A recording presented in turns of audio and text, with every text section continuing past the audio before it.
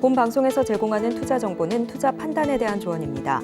방송에서 제공하는 주식의 가치, 가격 상승 및 하락에 대해서는 방송사에서 보장하지 않습니다.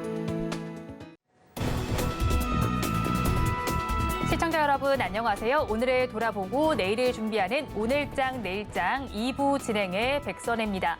장 마감까지 확실한 승부 전략과 내일장 주목할 섹터까지 제시해드리고 있습니다. 오늘도 저희 방송과 함께 하시면서 성공적인 투자 전략 가득 담아가시기 바랍니다. 저희 방송은 유튜브를 통해서도 보실 수 있습니다. 유튜브 검색창에 서울경제TV라고 검색하시면 저희 방송과 함께 하실 수 있고요. 본 방송이 시작되기 전에 오후 1시부터는 유튜브 라이브로 먼저 찾아뵙고 있습니다. 이 점도 많은 관심 부탁드리겠습니다. 그러면 오늘장 내일장 2부 본격적으로 출발합니다.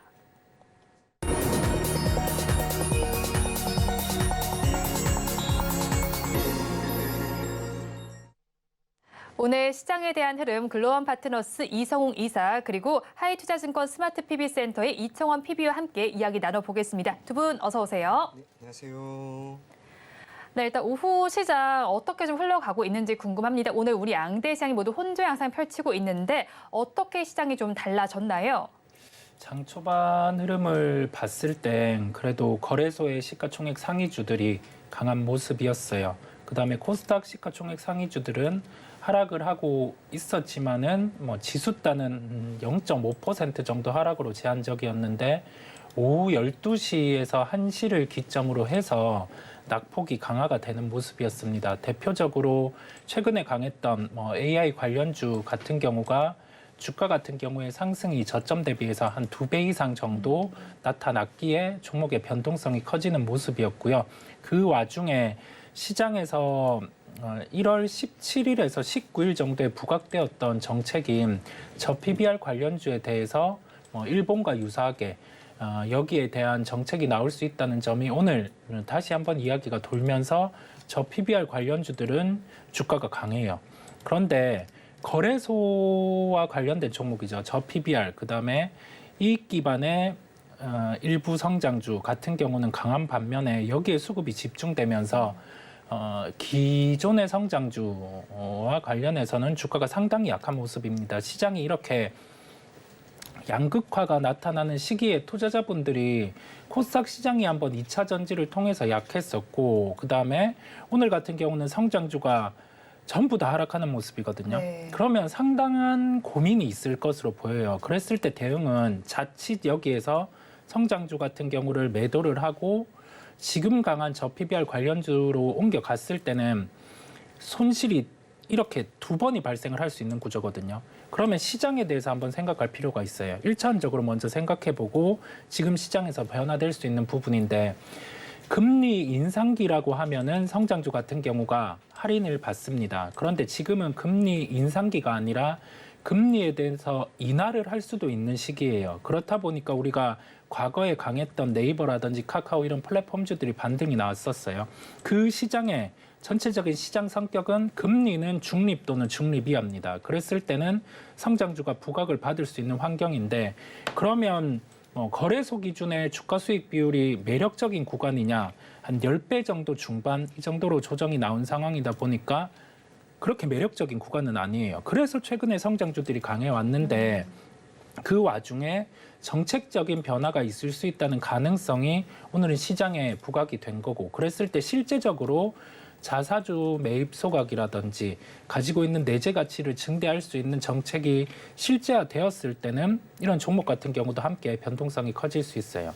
결론은 뭐냐라고 하면 이제는 우리가 성장주냐 가치주냐 이 시장을 나눠서 이분법적으로 접근을 하기보다는 정책적인 측면에서 만약에 변화가 된 저 PBR에 대한 부양이라든지 지주사에 대해서 여기에 대해서 주가 할인을 받고 있는 요소의 변화 이게 실제화돼서 정책이 나온다고 하면은 지주사는 반응을 할 수 있고 저 PBR주도 반응할 수 있는 상황인데 저 PBR주 중에서도 본업이 기반이 되는 종목을 챙겨서 볼 필요가 있겠고요. 그다음에 성장주 같은 경우에 조정은 금리 인상기 같은 경우는 빠르게 포트를 변화할 필요가 있겠지만은 금리 중립 또는 중립 이하 이 구간에서는 빠르게 성장주에 대해서는 매도를 해서 포트를 변화할 필요는 없고 적어도 한 2거래일 정도의 시장 방향성은 볼 필요가 있다는 점까지 함께 말씀을 드립니다. 네, 저 PBR과 관련된 종목군들이 좀 부각을 받고 있고 그리고 성장 수단에서 어떻게 바라보면 좋을지까지 시각을 들어봤고요. PB님께서는 시장 어떻게 바라보시나요? 저는 크게 두 가지 키워드로 이야기를 조금 해드리려고 합니다. 하나는 상관계수이고요. 또 하나는 외국인의 선물시장에서의 매수라고 하는 측면인데요. 오늘 시장에 가장 두드러지는 건 코스피와 코스닥이 너무나 상이한 움직임을 보이고 있다는 거예요. 앞서 이야기한 것처럼 저 PBR 관련된 이야기도 그렇고 성장주에 대한 우려 모든 건 좋긴 하지만 전반적으로 코스피의 흐름은 좋고 코스닥은 매우 좋지 않은 게 우리 눈에 뚜렷하게 나타납니다. 그러면 이것이 일시적인 현상이 될 것인지 아니면 이러한 흐름이 조금 더 이어질지에 대한 부분에 대해서는 우리가 생각을 해볼 필요가 있는데요. 코스피와 코스닥이라고 하는 두 가지 변수, 이걸 통계학으로 제가 이야기를 해드리자면 코스피라고 하는 A 변수와 코스닥이라고 하는 B 변수, 두 변수 간의 상관계수는 특정 기간을 샘플로 잡아 통계량을 구한다 하더라도 거의 대다수가 0.8에서 0.9 정도가 나옵니다. 상관계수라고 하는 것은 마이너스 1에서 1까지의 값을 갖는데 1에 가까우면 가까울수록 두 변수는 비슷한 움직임을 보인다고 생각하시면 됩니다. 그러면 전통적으로 코스피와 코스닥은 앞서 이야기한 것처럼 0.8에서 0.9 정도의 상관계수를 보인다는 점에서 일시적으로 오늘과 같은 움직임이 단기적으로 나올 수 있을지언정 시간을 두고 두 지수는 결국 비슷한 양상을 보일 겁니다. 그렇다면 오늘 같은 경우를 예로 본다면 추후에 코스피가 조금 더 하락을 하든 그게 아니면 코스닥이 조금 더 올라오면서 비슷한 흐름을 보이게 될 건데요. 두 번째 키워드인 외국인의 선물 시장에서의 매수, 이걸 토대로 이제 우리가 추후 방향을 예측해 본다면 지난주에 분명히 다른 흐름이 나왔습니다. 1월 중순까지 계속 매도세로 일관하던 외국인들의 선물 시장에서의 포지션이 지난주에 바뀌었고요. 오늘 5천억 원 이상 매수세를 보이고 있습니다. 현무도 마찬가지고 심지어 콜옵션 쪽에서도 지금 매수세를 보이고 있습니다. 외국인은 지금 철저하게 코스피를 기초 자산으로 하고 있는 모든 상품들에 대해서는 방향을 위로 보고 있다는 것이고요. 그러다 보니 시가총액 상위 종목 위주로 강한 상승 흐름이 나오고 있습니다. 시장이 올라가기 위해서는 결국에는 시가총액 상위 종목이 올라가야 합니다. 그리고 넓게 보면 코스피는 결국에는 우리나라 산업을 대표하는 종목군들이 많이 포진이 되어 있고 그 산업을 대표하는 기업들이기 때문에 코스닥에 상장되어 있는 많은 기업들보다 지수 전체에 차지하는 비중이 높습니다. 그래서 따라가는 모습이 나올 거라고 봅니다. 그게 당장 내일이 될지 모레가 될지 그건 알 수는 없지만 결국 두 시장이 보일 수 있는 이러한 서정관계는 비슷한 양상을 보일 것인데 그 가운데 외국인이 선물 시장에서 이렇게 매수세를 보여준다면 적어도 우리가 중기나 장기적인 관점에서는 시장은 방향성을 위로 봐야 되지 않을까 그렇게 생각을 하고 있습니다. 반도체가 조금 흔들리는 모습이 나오지만은 기타 자동차라든지 또 기타 섹터에서의 움직임이 결코 나쁘다고 생각하지는 않기 때문에 오늘 시장은 조금 이상하다, 조금 힘들다 그렇게 받아들일지라도 추후에 다가올 시장에 대해서는 너무 걱정하지는 마시고요. 조금은 긍정적인 시각으로 계속 바라볼 것을 권해드리겠습니다. 네, 시장 자체는 혼조 양상을 펼치고 있지만 다가올 시장에 대해서는 조금 더 긍정적인 시각을 유지하자라고 정리를 해주셨는데요. 시장이 혼조 양상을 펼치는 가운데 코스피 시장이 조금 더 강하게 움직여주고 있습니다. 시총 상위주 종목들을 살펴보더라도 빨간불을 켜낸 종목들이 더 많은데 특히나 시가총액 1위에 위치하고 있는 삼성전자의 상승률이 굉장히 눈에 띕니다. 2%대 상승률을 보여주고 있어요. 차세대 메모리라고 불리고 있는 3차원 디램 시장을 선점하기 위해서 연구개발 소식을 신설했다는 소식이 전해지고 있습니다. 주가의 상승력을 더 기대해 봐도 될까요? 보통 차세대 반도체에 대한 기술력이 시장에 나왔을 때는 관련된 중소형주가 강한 특성들이 작년 말, 올해 초 이렇게 이어졌는데 오늘은 전혀 다른 모습이 나타나고 있습니다. 삼성전자 같은 경우가 차세대 반도체 쪽에 대한 반응보다는 최근에 블록딜이 이루어졌고 그리고 나서 시장 안에서 오늘 아까 짚어주신 수급 요인처럼 외국인, 그다음에 기관 같은 경우가 동시에 시장을 사주는 모습이고 그다음에 1월에 계속 매도를 해오던 기금 주체 같은 경우가 다시금 거래소에 매수를 가담해 주는 모습입니다. 그렇다 보니 시가총액 상위주 삼성전자가 함께 강한 모습이고, 여기 더해져서 오늘 좀 아쉬운 부분은 보통 이렇게 차세대 반도체 기술이 나왔을 때는 중소형주 같은 경우가 반응을 해주기 마련인데 오늘은 그런 부분이 없었거든요. 그렇다 보니 시장의 색깔 같은 경우는 오늘 기점으로 좀 바뀌었어요. 중소형주보다는 대형주 위주의 장. 대형주 중에서도 내재 가치가 있는 기업들, 이 대표적으로 주가가 강한 모습들이거든요. 그렇다 보니까 이 시장의 색깔이 아까 말씀드린 것처럼 한 이틀 이어지는지 봐야 되겠고, 과거의 패턴들을 보면 이렇게 대형주만 강한 시장은 없었어요. 그런데 이 이전에 중소형주만 강한 시장이 1월 초에 있어 왔다 보니까 이런 현상이 나오는 거고, 여기에서 이제 중소형주 같은 경우도 철저하게 시장 안에서 시세가 먼저 났던 종목 중에서도 1등주를 볼 필요가 있겠고, 그 외에 이제 2등주, 3등주 플레이 같은 경우는 배제를 하고 중소형주는 1등주 쪽, 그다음에 대형주군에서는 내재 가치가 있는 종목 같은 경우를 집중해서 볼 필요가 있다는 점을 말씀을 드립니다. 대형주 중에서는 내재 가치가 있는 종목에 집중을 해보자라고 전해주셨고요. 삼성전자의 경우는 최근에 이제 신제품도 출시하지 않았습니까? 지금 스마트폰 갤럭시 S24 온디바이스 AI를 최초로 접목한 휴대폰인데, 이것과 관련해서 지금 역대 최대 판매량을 갈아치울지 계속해서 기대감이 집중이 되고 있습니다. 그렇다면 하지만 아직까지는 관련 섹터에서 오늘 시장에서는 약세가 나타나고 있는데요. 저가 매수 관점으로 바라보는 것이 괜찮을지, 아니면 지금 모멘텀이 소멸된 관점으로 바라봐야 할지 궁금합니다. 저는 둘 중에 선택하자면 기대감이 소멸된 것이다라고 생각을 하고 싶습니다. 이유는 1차적으로 갤럭시 새로 나온 그 S24에 대한 관심이 매우 뜨거웠고요. 말 그대로 너나 할 것 없이 사고 싶다라는 그런 구매 욕구가 커졌던 것 같습니다. 다만 삼성전자라고 하는 기업이 반도체를 기반으로, 그리고 스마트폰, 여기에 대한 시장 점유율이 계속해서 늘어나거나 또 판매량이 늘어나야 되는데 거기에 대한 아쉬움은 적지 않게 있다라고 생각을 하고요. 1월 연초부터 가파르게 올라갔던 섹터가 온디바이스 AI라고 하는 그 모든 섹터였습니다. 주가 상승률을 봐야 됩니다. 기본적으로 제주 반도체 같은 기업은 지난 12월부터 무려 6배나 올랐고요. 또 한편으로 장비 기업, 칩셋, 미디어 같은 기업도 주가가 적지 않게 올랐습니다.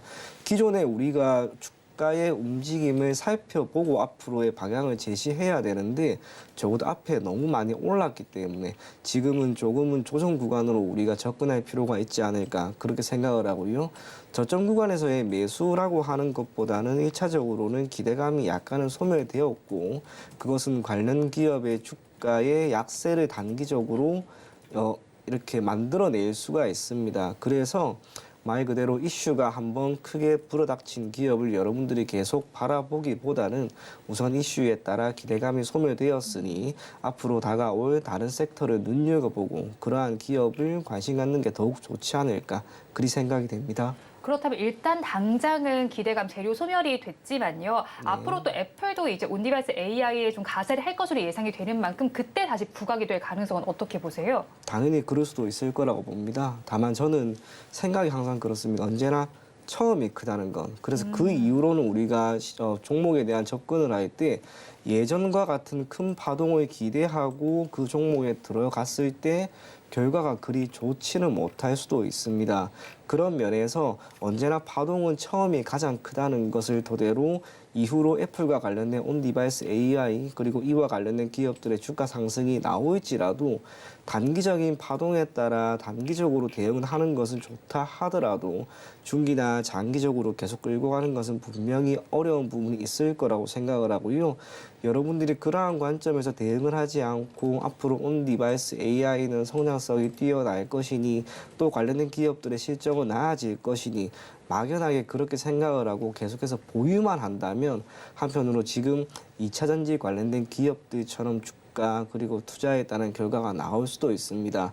우리나라 같은 경우에는 종목들이 매우 장시간 크게 올라가는 장이 되는 것보다는 단기적으로든 작은 파동을 일으키면서 주가가 많이 변동성을 보이는 그런 장이 더더욱 뚜렷하게 나타나는 경향이 있는 것 같습니다. 그래서 종목을 오래 가지고 가고 보유하는 것보다는 가급적이면 단기적으로만 대응할 것을 권해드리겠습니다. 네, 단기적으로만 대응을 하면 좋겠다라고 정리를 해주셨고요. 오늘 원전과 관련된 이야기도 한번 살펴보면 좋겠습니다. 탄소 중립을 위해서 원전이 세계적으로 확대될 조짐을 보이기도 하고요. 이번 정부 들어서도 다시 또 원전을 강화하는 이야기가 계속해서 나오고 있습니다. 오늘 섹터 자체는 약세를 보이지만 앞으로의 흐름은 또 어떻게 바라봐야 할까요? 그 원전에 대한 모멘텀은 가장 핵심은 수주예요. 수주인데 이게 정부 정책에 대해서 어느 정도의 드라이브를 걸 수 있을지가 중요한데 아직 발표되지는 않았지만은 11차 에너지 계획 같은 경우에 초안을 보면 신규 원전의 건설은 2+1기 그렇다 보니까 총 3기 정도가 컨센이고 여기에서 3기 이상 또는 소형 모듈 원전이 포함된다라고 하면은 원전주들은 주가가 반응을 할 수 있을 것으로 보입니다. 그러면 구조를 봐야 되는데 우리가 외부에서 원전에 대한 수주를 받으면 설계는 한전기술이라는 기업이 하고 주기기 파트는 두산에너빌리티, 보조기기 파트는 두산에너빌리티와 함께 BHI 이런 기업이 전체적인 담당을 합니다. 그랬을 때 이런 기업들 같은 경우가 지금 주가 대비해서 실적의 체력 같은 경우가 부담스럽지 않은 게 BHI라든지 한전기술 이런 기업이 있고 한전기술은 블록딜까지 완료가 되었습니다. 그렇다 보니까 지금 원전주 같은 경우는 시장 변동성이 커질 때 관심을 가져도 된다라는 말씀을 드리고요. 11차 에너지 계획 같은 경우가 만약에 지금 예상되는 신규 원전 2+1에 더해져서 한 4기 정도의 여기 소형 모듈 원전이 포함된다라고 하면 원전주 반응은 더 커질 수 있습니다. 그리고 나서 이 에너지 계획이 3기 정도 나왔다고 해서 주가가 빠지는 게 아니라 3월에서 4월 정도 체코 원전에 대한 수주 발표가 있을 텐데 이게 그 웨스팅하우스의 분쟁이 발목을 잡을 수도 있다라고 시장은 생각을 하는데 그 부분과는 별개다 보니까 우리나라의 수주 가능성이 높아요. 그렇다 보니 모멘텀이 될 수 있는 2가지 요소가 아직 발생을 하지 않았고 그다음에 관련된 기업들 같은 경우는 본업의 가치 또한 거의 올해 역대급 실적이 나올 수 있는 체력을 가지고 있습니다. 그렇다 보니 한전기술이라든지 BHI 같은 경우는 관심을 가져야 된다는 말씀을 드립니다. 네, 이사님 의견 들으시면서 PB님은 또 어떤 생각을 가지셨는지 원전에 대한 인사이트 어떠신가요? 비슷하면서 조금 상이한 면이 있는데요. 적어도 현 정부 들어서 원전 산업을 지속적으로 육성하기 위한 움직임과 있다는 정책은 나오고 있습니다. 덕분에 정부가 이제 앞장서서 수주라고 하는 분야에서 다른 국가로부터 이러한 수주 잔고를 얻고 있습니다. 참고로 원전이라고 하는 것은 크게 6가지 단계에 의해서 마무리가 되는데요. 첫째가 수주이고요. 2번째가 설계, 3번째가 시공, 4번째가 주기기의 제작, 5번째가 연료 공급, 마지막이 AS라고 할 수가 있습니다. 앞서 이야기한 것처럼 수주는 기업이 나서서 하는 것보다 정부가 주체입니다. 열심히 지금 해나가고 있고요. 유럽에서의 기술력을 인정받고 웨스팅하우스와의 분쟁 등을 토대로 하고 있으나 그래도 수주는 꾸준히 해나가고 있는 그런 모습입니다. 설계는 한전기술이 사실상 독점하고 있습니다. 우리가 알고 있는 거의 모든 기업들은 이런 시공과 주기기 제작에 담당되고 있는데 아쉬운 게 있다면 주기기 제작, 시공 여기에 따른 마진이 그렇게 높은 편은 아닌 듯합니다. 제 기억이 맞다면 우진이라고 하는 기업 같은 경우에 최근에 그 자회사인 우진엔텍이 이렇게 상장을 했음에도 그리고 그 기업이 실적이 잘 나옴에도 거기에 따른 모멘텀을 크게 받지 못하고 주가가 밀리고 있고요. 기타 한신기계라고 하는 기업 또한 주가가 중간중간 오름세를 보이긴 하였으나 결국에는 밀리고 있는 그런 모습입니다. 대다수 기업들이 추세를 본다면 적어도 하락 추세입니다. 이 모든 것에 반전을 일으킬 수 있을 만한 너무나 큰 수주가 이루어지거나 정부 차원에서의 원전 그리고 여기에 대한 공급 그 모든 것을 뒷받침할 수 있는 재정적인 부분이 나와야 하는데 개인적으로 그 모든 게 아직까지는 나오고 있는 것 같지는 않습니다. 그럼에도 불구하고 나름대로 주가가 상승할 수 있는 여력은 있다라고 생각을 하는 것은 지금 전기차 시대가 완전히 도래를 했다라고 우리가 봐야 하고요. 앞으로 전기에 대한 수요가 많이 늘어나게 될 겁니다. 그렇다면 정부는 당연히 전력에 대한 공급이 많이 늘려나가야 되는데 우리나라는 현재 원전에 대한 의존도가 높고요. 사실상 생산 단가 또한 원전이 가장 낮습니다. 더군다나 기존의 전 정부에서는 이 원전을 조금 어렵고 약간 폐기하려고 하는 움직임을 보였으나 대략 2년 정도 전부터 유럽에서도 원전 산업이라고 하는 것은 이제 청정 산업으로 분류를 해 나가면서 오히려 확장을 하려고 하는 그런 모습입니다. 그 모든 게 기회가 될 수 있습니다. 하지만 이 모든 기회가 각 기업의 실적으로 이어지기까지는 시간은 꽤나 걸릴 거라고 봅니다. 더군다나 주식시장은 유입될 수 있는 자금의 규모가 저는 어느 정도 한정이 되어 있다고 생각을 합니다. 특정 섹터가 너무 잘 가면 원전 관련된 기업의 실적이 나아지고 주가 흐름이 괜찮아져야 하는데 오히려 그러지 못할 수 있기 때문에 실적의 추이는 앞으로 나아질 수 있다라고 하는 점에서는 긍정적이나 주가의 움직임에 대해서는 조금은 부정적인, 그래서 반반이라고 생각을 하고 여러분들이 원전 관련 종목을 한번 그렇게 접근해 보셨으면 좋겠습니다. 실적 자체는 긍정적으로 흘러가겠지만 주가 자체는 그렇지 못할 수 있겠다라는 의견을 제시해 주셨습니다. 그리고 또 최근 들어서는 철강 주요 종목들의 상승률도 한번 좀 살펴보면 좋겠다는 생각이 들었습니다. 지난 거래일에도 강세 흐름을 보였는데요. 중국의 철강 시황이 좀 촉각을 세우고 있습니다. 아무래도 중국 안에서 대규모 부양책이 발표됨에 따라서 철강 관련주들도 바라봐야 될 시점이 아닐까 싶은데 이사님 의견 어떠신가요? 최근의 흐름은 어땠나요?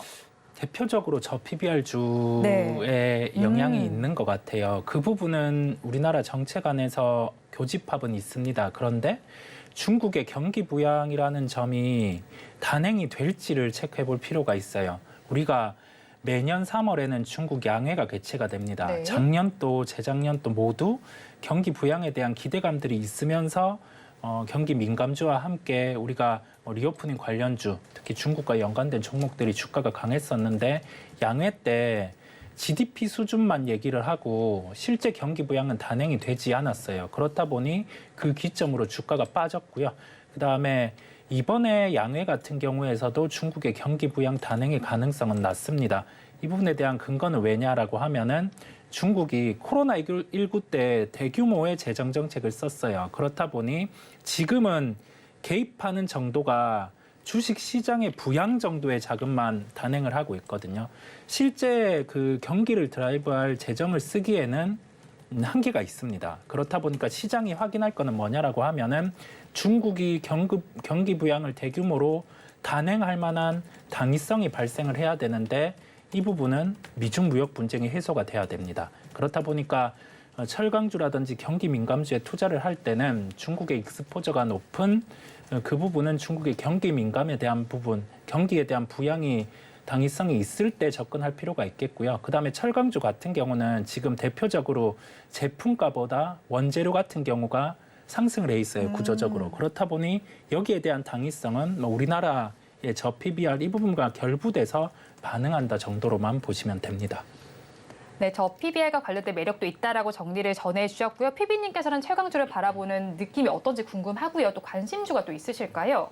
네, 관심주는 잠시 뒤에 이야기하고요. 네. 철강 관련된 기업들이 오르고 있습니다. 그 기저에 있는 건 앞서 이야기한 것처럼 중국 경제 부양책이라고 하는 게 일정 부분 작용을 하고 있는 것으로 보여지나 마찬가지로 그리 긍정적으로 보지는 않습니다. 크게 두 가지인데요.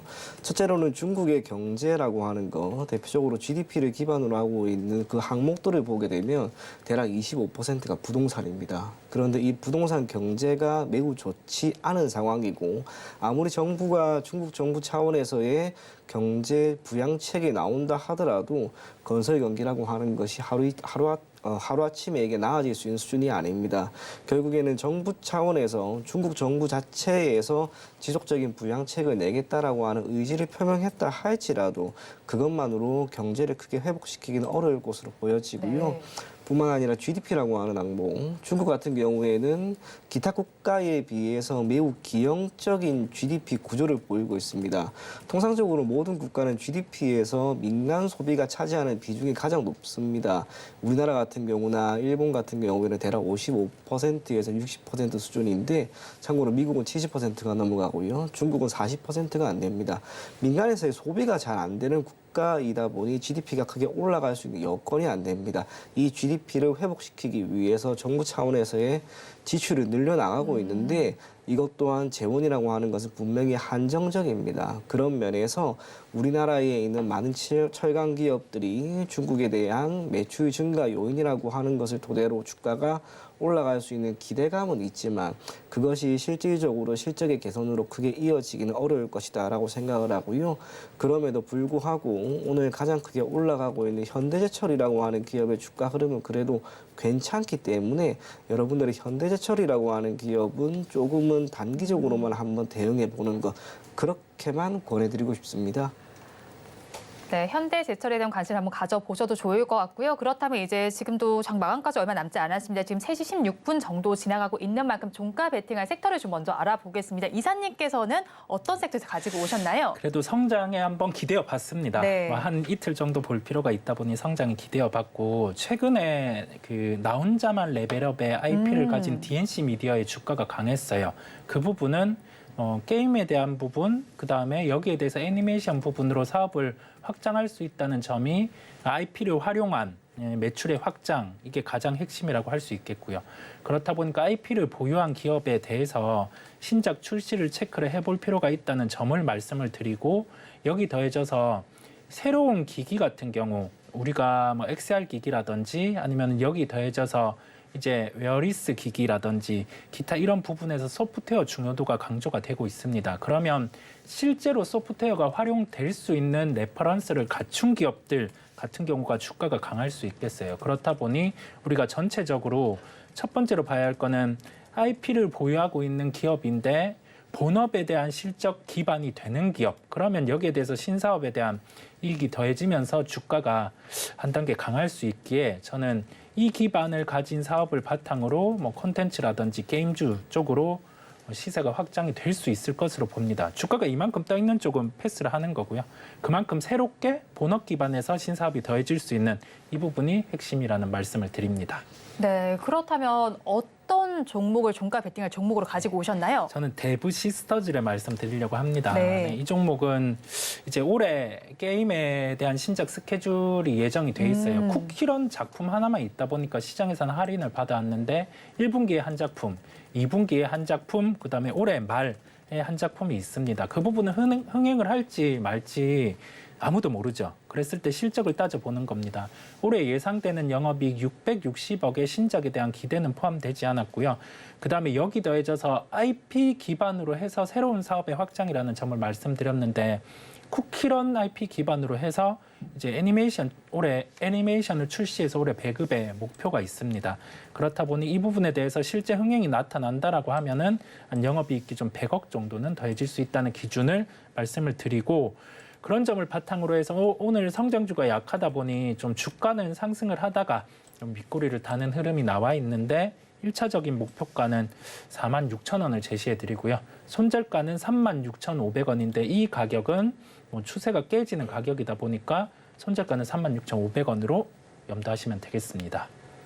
네, 이사님 종가 베팅할 종목으로 대브 시스터즈 짚어주셨고요. 목표 주가는 46,000원, 손절 라인 36,500원 제시해 주셨습니다. 그렇다면 이번에는 피비님께서는 어떤 섹터에서 종가 베팅할 거 가지고 오셨을까요? 저는 자동차, 특히 완성차 지금 잘 가고 있는데요. 여기가 끝은 아닐 것 같은 생각이 들었기 때문에 조금 가지고 와봤습니다. 그러니까 완성차 업체의 판매량과 실적이 지금 꽤나 좋습니다.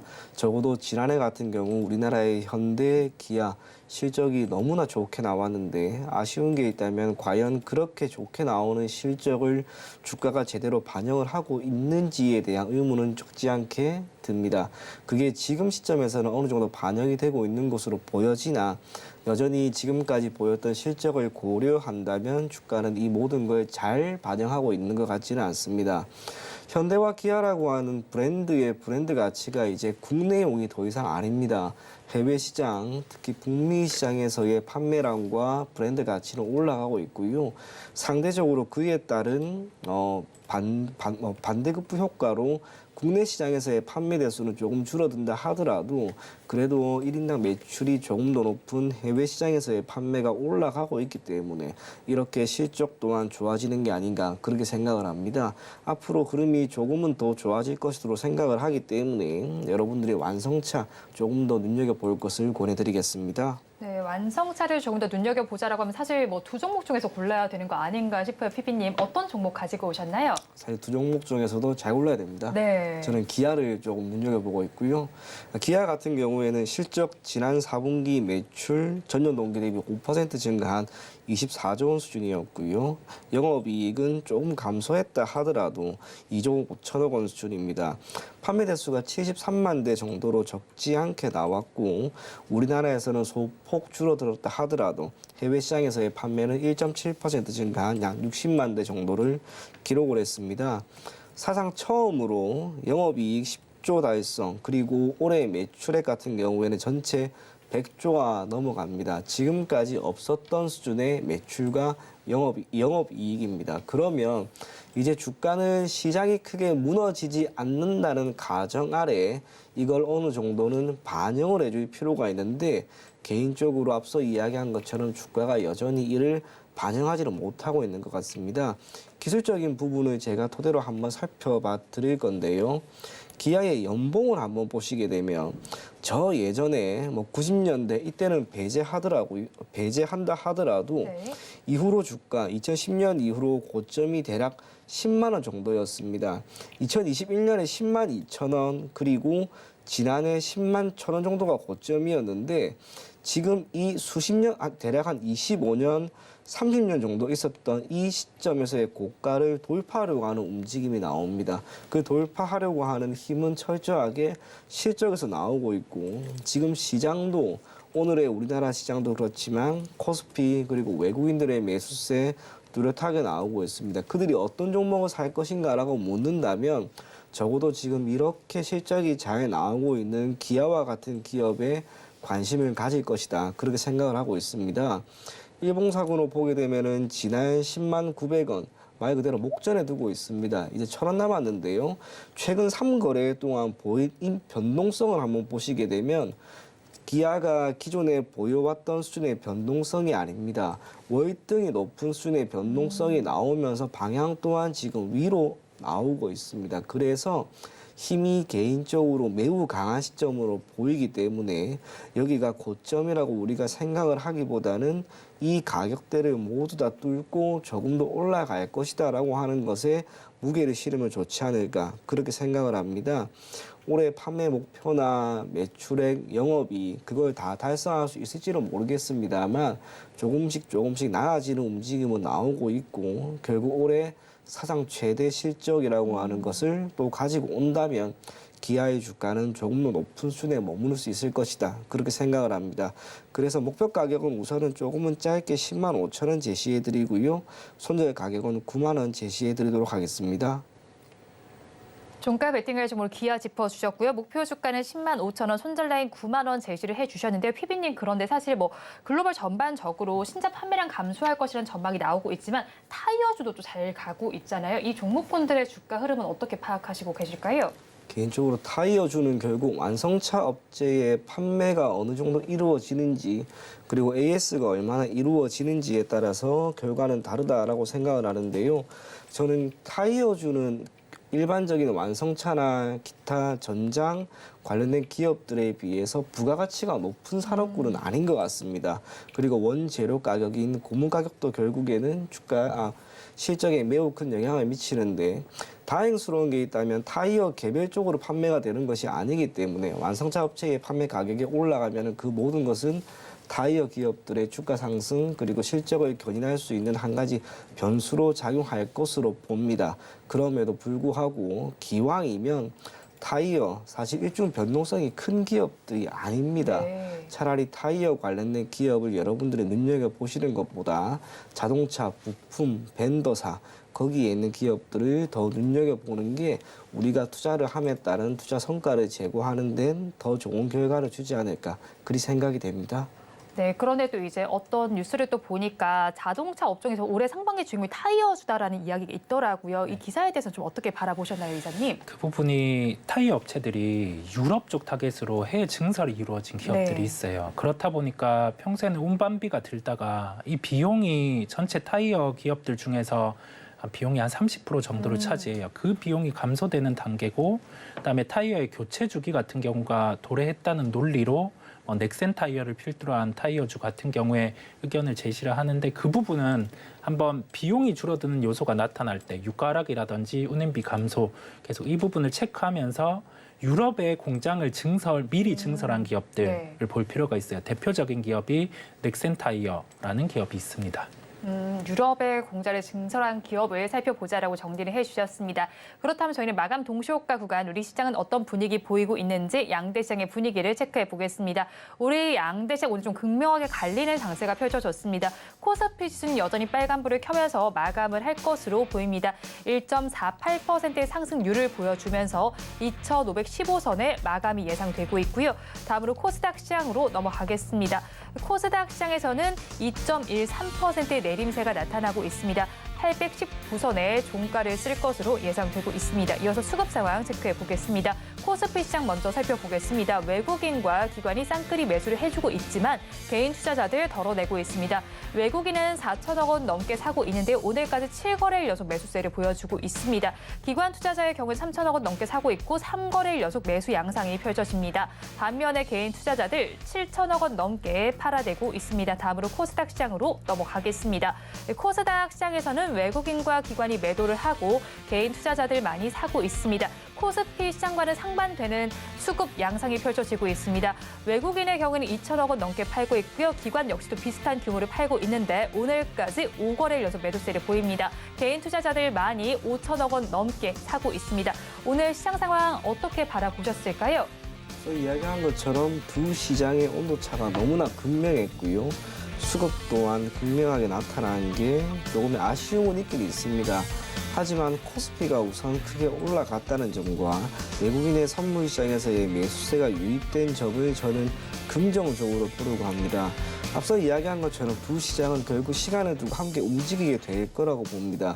그 시점이 언제가 될지는 모르겠지만 잠시 기다려보는 것도 괜찮을 거라고 보고요. 반도체, 소재, 부품, 장비 오늘 전반적으로 약세 흐름을 보였는데 그래도 반도체, SK 하이닉스나 삼성전자가 최근에 주가 흐름이 그렇게 나쁘지는 않기 때문에 함께 따라갈 수 있는 그런 장은 곧 올 거라고 생각을 합니다. 꽤나 힘든 장이긴 하나 시간이 조금만 지나면 괜찮아질 것으로 보이니 외국인들의 선물 시장에서의 매수 이거를 여러분들이 반드시 체크를 하면서 시장 흐름 계속 눈여겨보실 것을 권해드리겠고요. 종목들은 우리나라 같은 경우에는 결국에는 순환매 장입니다. 어떤 장에서 어떤 시장에서 어떤 날에는 어떤 섹터가 강하게 움직인다 하더라도 또 내일이면 바뀔 수도 있고요. 오늘 당장 바뀔 수도 있습니다. 그래서 종목들이 조금 빠졌다고 해서 막연히 손절 처리하기보다는 시간에 두고 실적이 나오는 기업들이 이제 많이 있으니까 그런 기업들 위주로 포트폴리오를 구성해서 조금만 시간 투자하면 괜찮을 것이다. 그리 생각이 되는 오늘 장이었습니다. 네, 오늘 양대 시장 혼조 양상을 펼치고 있습니다. 오늘 그래도 선물 시장에서 외국인이 좀 유입되는 양상이 펼쳐졌는데 지금 한 5천 계약 넘게 지금 사들이고 있습니다. 이게 좀 유의미한 수치라고 봐야 할까요? 적지 않은 수치입니다. 네. 5천억 정도를 오늘 하루 정도 시간을 두고 꾸준히 매수세를 보였습니다. 대략 11시 정도까지는 매수했던 그 한계 수량이 계속해서 늘어났는데 이후로는 조금 줄긴 줄었습니다만 그래도 이렇게 매수세가 들어오는 게 나쁘게 보여지지는 않고요. 앞서 이야기한 것처럼 지난주부터 시장이 바뀌었다라고 하기보다는 시장의 수급은 변화되는 모습이 뚜렷하게 나오고 있습니다.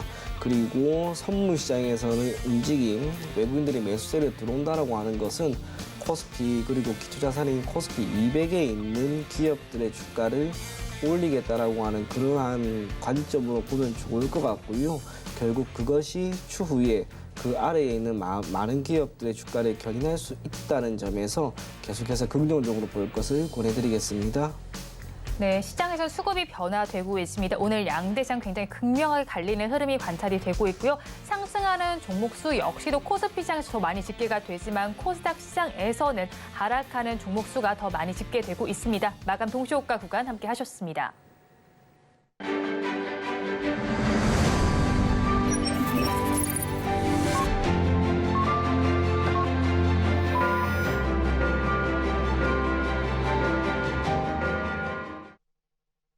코스피 시장 시장에는 빨간불이 들어왔지만 코스닥 시장에는 파란불이 들어온 온도차가 극명한 하루였습니다. 업종별로도 역시나 비슷한 양상이 펼쳐졌는데요. 코스피 시장에서 상승하는 업종이 더 많이 나타났습니다. 이 안에서 가장 크게 상승률을 보여준 업종은 전기가스업으로 4.94% 상승률을 보여줬습니다. 그 다음으로 좋았던 업종이 유통업종입니다. 4.35% 강세 흐름을 보여줬고요. 그 다음을 이어서는 보험업종이 3.46% 상승 마감했습니다. 이어서 코스닥 시장으로 넘어가서 살펴본다면 이쪽에서는 아무래도 하락하는 업종이 더 많이 집계가 됐습니다. 가장 크게 힘을 내지 못했던 업종은 일반 전기전자 업종으로 5.73%의 약세가 나타났고요. 그 뒤를 이어서 소프트웨어 업종이 4.9% 내림세, 오락 문화 업종이 4.46%의 하락률을 나타냈습니다. 오늘 시장 엇갈리면서 마감이 됐는데 마감 상황 이사님께서는 어떻게 바라보셨나요? 확실히 차별화된 시장이었어요. 차별화된 시장이었고 최근에 종목들을 보면 오늘 뭐 HB 솔루션이라는 종목이 25% 하락을 했어요. 이게 보면 각 종목들별로 전환사채라든지 신주인 스코프 사채 같은 경우가 전환되는 시점이 있어요. 미리 전환을 해서 신고를 해놓은 것도 있거든요. 그렇다 보니 그런 종목 같은 경우는 이틀 전부터 여기에 대한 권리 공매가 가능합니다.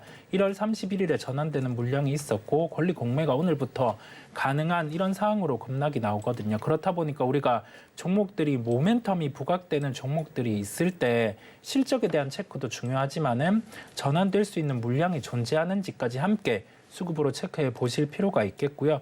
시장은 극명한 차별합니다. 엔터주 같은 경우는 다시금 초동 물량에 대한 점이 부각이 되는 상황이다 보니까 오늘 주가 같은 경우가 JI 펜터, SM 엔터 모두 한 5%대 이상 하락을 하는 모습들인데요. 시장이 추세를 이탈을 하는 경우에는 가격의 체크도 필요하겠지만 우리가 각 종목의 실적에 대한 체력이 어느 정도 성장에 대한 둔화가 나오는지, 그다음에 지금 주가 수준은 어느 정도 수준인지를 함께 체크를 해볼 필요가 있다는 점, 이 점을 강조를 드리고 종목들의 차별화는 하루 이틀 더 지속이 될 수 있는데 이 부분에 대해서 먼저 중소형주 중에서 반응하는 종목이 어떤 게 나올까라는 점을 체크해 볼 필요가 있겠고 아마 강했던 종목이 다시 또 시세가 날 수 있기에 여기에 이스트 소프트라든지 아니면은 조금 노이즈가 있지만은 플리토 이런 종목들이 시장에 먼저 반등이 나오는지를 살펴볼 필요가 있겠습니다.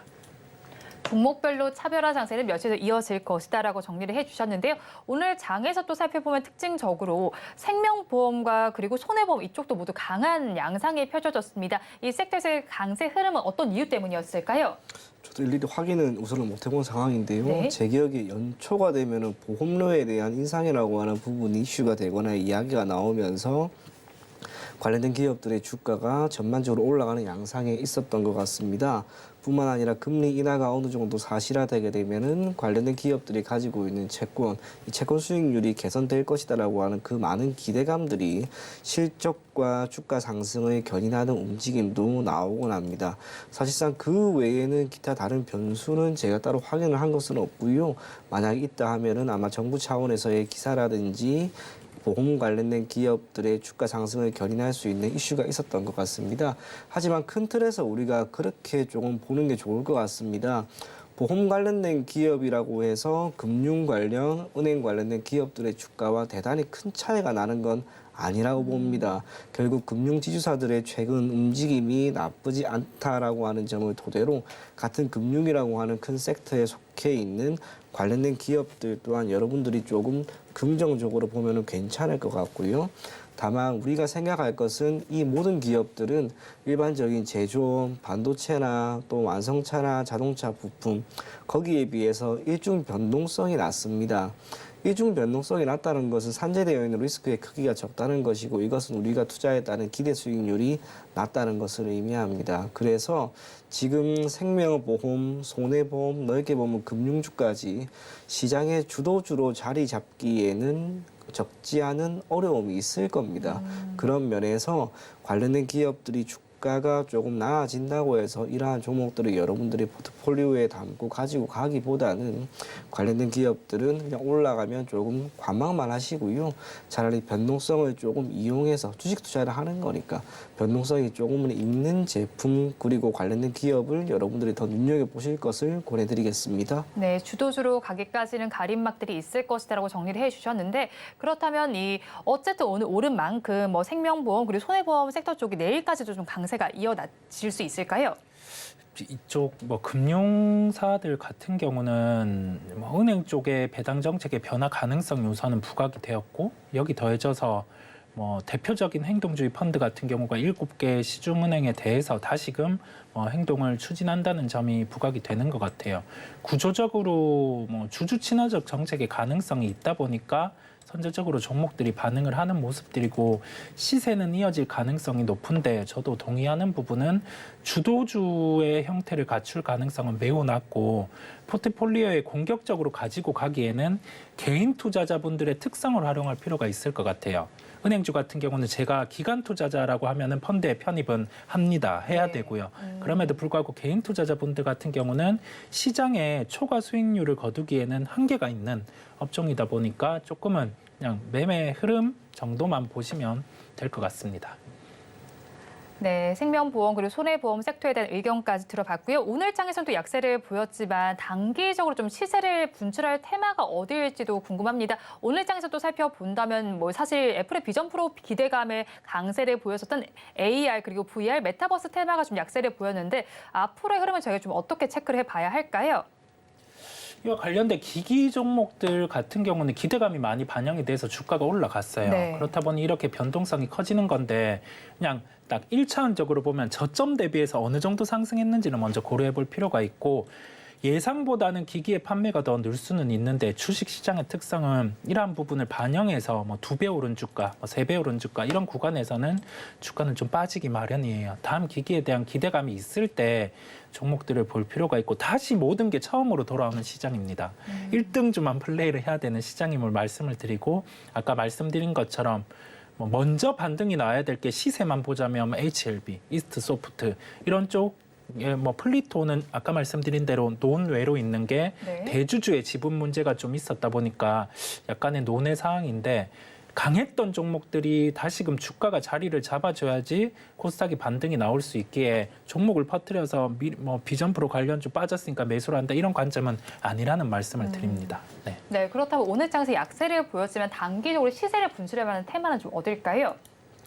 오늘 약세를 보였는데 바로 올라갈 만한 섹터가 사실 눈에 잘 보이지는 않습니다. 네. 좀 어려우니까. 그런데 오늘 낙폭이 이렇게 컸다라고 하는 것은 반대로 내일 시장이 조금 괜찮아지거나 관련된 섹터에 이슈가 있으면 리바운딩도 강하게 나온다는 거예요. 매매를 할 때 그런 게 있잖아요. 음봉매매라고 하는 건 오늘처럼 주가가 25% 빠지는 또 뭐 하한가 간 이런 기업 좀 위험하다 하더라도 HB 솔루션이나 HB 인베스트먼트 또 드림 인사이트 플리토 이런 기업들은 낙폭이 너무나 컸기 때문에 한 번 정도의 반등은 나올 수 있습니다. 큰 수익을 기대할 수 없다 하더라도 오늘 종가에 들어가서 잠시 기다리면 단기적으로 2%든 3%든 수익을 줄 수 있는 그런 종목들이 될 수도 있다고 보니 여러분들이 접근을 할 때 그렇게도 한번 작은 비중으로 한번 접근하는 것 그것도 괜찮지 않을까 그리 생각이 됩니다.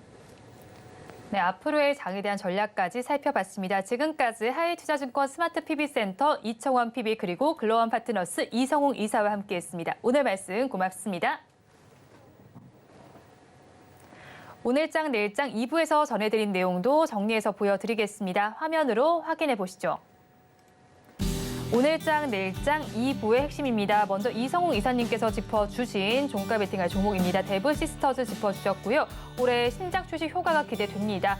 그런 만큼 목표 주가는 46,000원, 손절 라인 36,500원으로 제시해 주셨습니다. 다음 장으로 넘어가서 이청원 PB님의 종가 베팅할 종목 살펴보겠습니다. 기아를 짚어주셨습니다. 해외 판매량의 증가가 긍정적으로 짚어지는 만큼 한번 관심을 가져보시면 좋겠습니다. 목표 주가는 105,000원, 손절 라인 9만 원 잡아주셨습니다. 본 방송에서 제공하는 정보는 투자 판단에 대한 조언일 뿐 해당 주식의 가치와 수익률을 보장하지는 않습니다. 아울러 서울경제TV와 서울경제신문은 당사의 브랜드입니다. 최근 당사를 사칭하는 피해 사례가 늘어나는 만큼 각별히 주의해 주시기 바랍니다. 오늘장 내일장 2부에서 준비한 순서는 여기까지입니다. 저희는 내일 이 시간도 여러분과 함께하겠습니다. 오늘도 시청해 주신 여러분 고맙습니다.